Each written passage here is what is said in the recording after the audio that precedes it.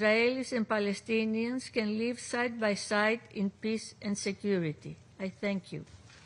I thank the representative of Greece for the statement, and I'll give the floor to the representative of the United States.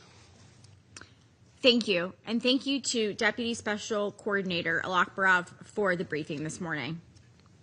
Last week was a historic week for the Council and for the region. A peaceful Middle East with a stable Gaza, free from Hamas's grip, is closer than ever with Resolution 2803. This is grounded in President Trump's comprehensive plan to end the conflict in Gaza. Adopted with overwhelming support, Resolution 2803 outlines a pathway to peace, security, and long-term governance in Gaza. Now the international community must move quickly to deny Hamas any chance to reconstitute.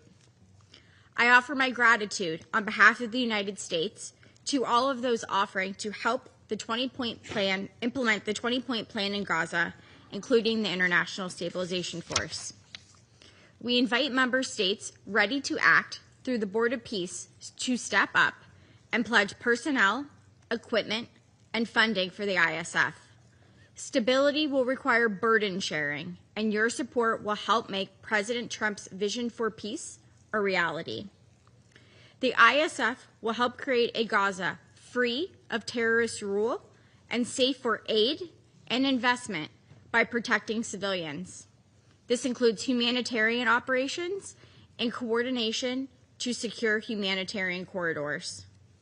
Humanitarian assistance has surged since President Trump's peace plan took effect.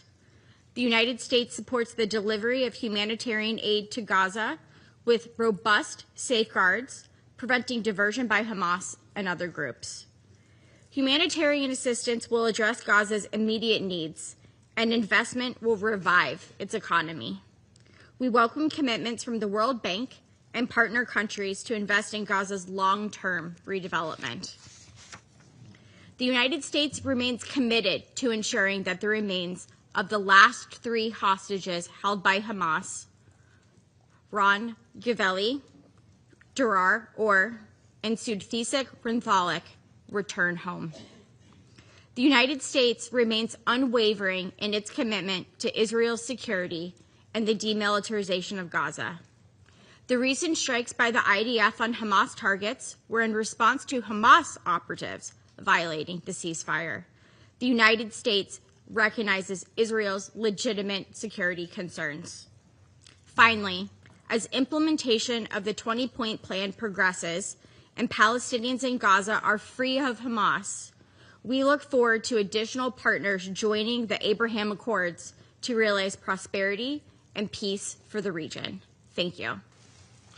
I thank the representative of the United States for the statement, and now give the floor to the representative of Guyana. Thank you, Mr. President. Guyana thanks Deputy Special Coordinator Ramiz Alakbarov for the important updates he provided on the situation in the occupied Palestinian territory. Mr. President, Guyana continues to follow closely the developments in Gaza since the agreement reached between Israel and Hamas for a ceasefire and hostage release deal. We stress that the ceasefire must translate to humanitarian access into Gaza at scale, Israel's complete withdrawal from the Gaza Strip, guaranteed protection of Palestinians from violence, the reconstruction of Gaza, and the rebuilding of Palestinian lives and livelihoods. Guyana is, however, concerned that Palestinians' legitimate expectation for relief from hostilities in Gaza and for a surge in humanitarian assistance has not been fully met. Nutrition needs are also still not being fully met. We have noted, for example, OCHA's report that on 22nd November, all 3 UN missions aimed at collecting tents, food, and other aid supplies from Karam Shalom, as well as the deployment of UN 2720 international monitors to the crossing to verify the uplifting, were denied by the Israeli forces, citing operational consideration. We also noted OCHA's report that an attempt by the UN and partners to reach the non-functional Kamal Adwan Hospital in North Gaza Governorate to plan the resumption of primary health care services was outrightly denied.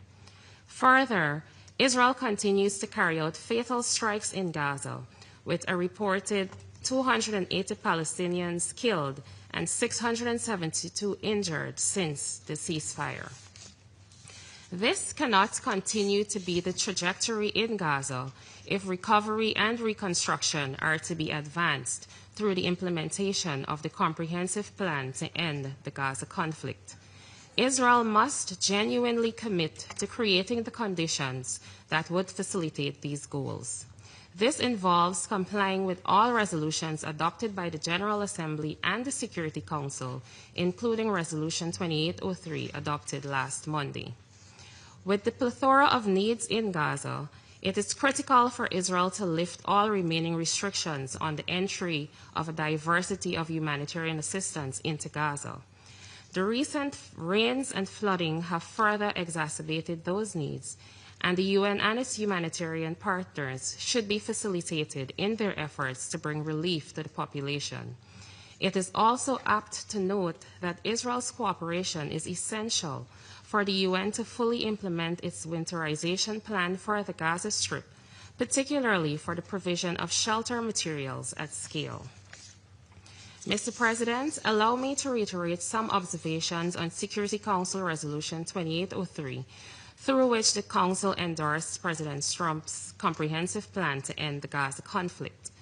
The resolution must be carefully implemented to ensure full compliance with international law and the preservation of the two-state solution. We also continue to advocate the full involvement of Palestinians themselves in decision-making about their future, including the future of Gaza. Guyana also stresses that the full withdrawal of the Israeli Defense Force from the Gaza Strip is essential to the Strip's recovery. The guaranteed non-expulsion of Palestinians from the area is also key to preserving the two-state solution. Turning to the situation in the occupied West Bank, Mr. President, Guyana deplores the unrelenting violence directed towards Palestinians, their homes, and their livelihoods by Israeli settlers and the Israeli security forces. The reports of killings, restrictions on access to agricultural lands, demolitions of homes, displacements, and other indignities should not be met with silence from the Security Council. Mr. President, the Middle East peace process must be brought back on track, and the international community must capitalize on the momentum that currently exists to do so. However, Israel must demonstrate that it is truly committed to peace.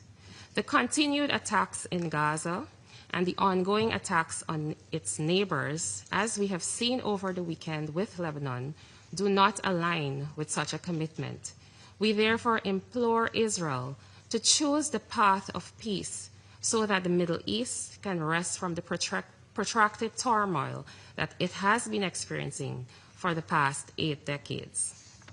Finally, in reiterating its commitment to contribute to the urgent implementation of the two-state solution, Guyana urges the entire international community, including the United Nations, to do all in its power to safeguard and advance the right of Palestinians to self-determination. I thank you. I thank the representative of Guyana for the statement, and I'll give the floor to the representative of Denmark. Thank you, Mr. President. I would also like to thank Deputy Special Coordinator Alakbarov for his briefing. We gather today at a critical crossroad where the dust of devastation is beginning to settle in Gaza, and as the first faint signs of a new future begin to appear. Denmark once again thanks the United States, Egypt, Qatar, and Turkey for their relentless efforts towards silencing of the guns. The ceasefire in Gaza has brought about an opportunity for change, but developments over the weekend show how fragile it remains, and we call on all parties to exercise restraint. What happens next will be determined by what is being done now. With the adoption of Resolution 2803 last week, the Council has begun defining the contours of this future, and we must remain engaged, both in the immediate term and in the longer term. In the immediate term, delivery of full humanitarian aid across all of Gaza, as stipulated in Resolution 2803, remains vital. Yet, we are hearing reports of continued restrictions, including on dual-use items, on medical personnel, and on humanitarian partners' ability to operate. And it's concerning that the crucial Rafah border crossing remains closed, and that many international NGOs continue to face deregistration by the end of this year. This is happening as winter and heavy rainfalls are making the situation for the people of Gaza more dire. What Gaza needs now is not charity in fragments, but relief with purpose.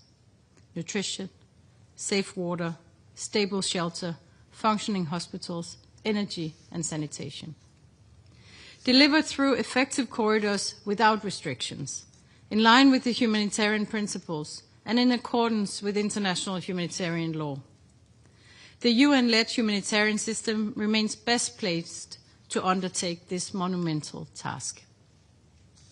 Beyond immediate needs lies the massive task of reconstruction. Entire neighborhoods must rise again, brick by brick, across all of Gaza. Palestinians must be part of designing the blueprints of their own homes. They must be part of determining the path of their own recovery, in deciding how their communities are rebuilt. And they must have influence on how the Stabilization Force operates as a protective presence in full compliance with international law. All of this must happen without Hamas's rule. The Council should remain engaged and receive further clarity on the establishment of the Board of Peace and the International Stabilization Force, as well as the developments on the ground, including in the Civil-Military Coordination Center. Mr. President, as we lift our gaze towards the wider horizon and the long-promised two-state solution, the pathways to Palestinian statehood must be laid out with clarity and credibility, rooted in equality, dignity, and security for both peoples. The contours of that future must be sketched now. We also must not allow the West Bank to disappear behind the headlines of Gaza. While attention has been turned elsewhere, the West Bank has faced devastating developments: settler violence, intimidation, the torching of homes, the seizure of farmland and destruction of crops, forcing families to flee their villages. We fear that these are not isolated sparks, but part of a spreading fire that threatens the very prospect of peace. We cannot accept such a fire to catch hold. Our message must be unambiguous. Gaza and the West Bank are not two stories but one. They must be reunited under reformed and renewed Palestinian Authority, capable of governing a future state that stands alongside Israel in peaceful and democratic coexistence. Mr. President, the moment is delicate, but possibility lies within it. Let us choose the path that honors international law, the right to self-determination, and security for all. A path that rejects terrorism and lights the way towards the only horizon that offers lasting peace: two peoples, two states, living side by side. Let me reassure you of Denmark's continuous commitment to that effect and to the implementation of the Gaza Peace Plan as recently endorsed by this Council. I thank you. I thank the representative of Denmark for the statement. I shall now make a statement in my capacity as the representative of Sierra Leone.